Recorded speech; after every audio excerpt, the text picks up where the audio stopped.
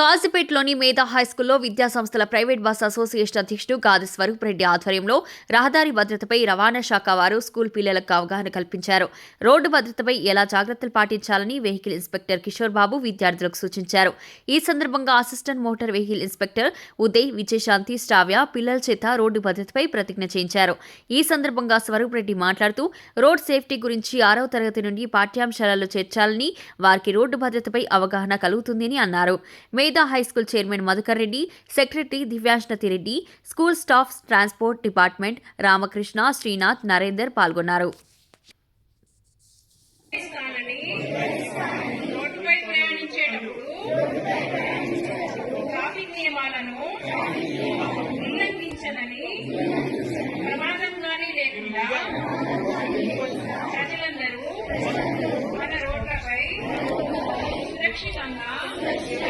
ప్రయాణం చేయడానికి సహకరిస్తానని సంకల్పంగా ప్రమాణం చేస్తున్నాను.